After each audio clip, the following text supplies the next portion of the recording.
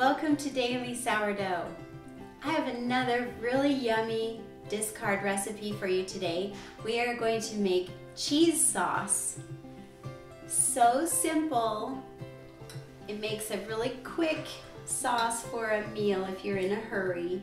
In a saucepan on your stove, add 1/2 cup of sourdough starter, and while that's heating up, just gently whisk in roughly 2 cups of milk.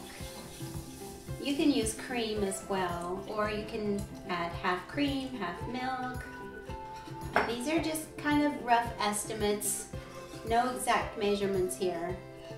Then whisk that together until it starts to thicken. Cook it over low heat so that it doesn't scorch, and it will just take maybe 5 minutes to thicken up. And when it's thick, when it's this consistency, turn your heat off and then add some butter. I'm adding 2 tablespoons of butter and salt to taste. And since I am going to be adding a lot of cheese, and cheese has a lot of salt in it, don't add too much salt, just some, and then taste it to see if it needs more after you add the cheese. Today I'm adding this sharp white cheddar cheese because I don't want the color to change, so I'm using the white cheese. Also, Parmesan cheese is really good in this, but so are most cheeses. So whatever you're in the mood for, whatever you're cooking, just add the appropriate cheese. So stir that in.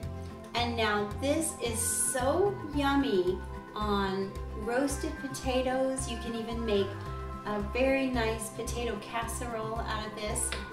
So you prepare your potatoes, then pour the cheese sauce over it and bake it in the oven. Roasted vegetables are excellent with this, or you can pour it on top of a pasta. Very quick, easy sauce using your fermented grain. So simple to make and delicious to taste. So try this recipe today.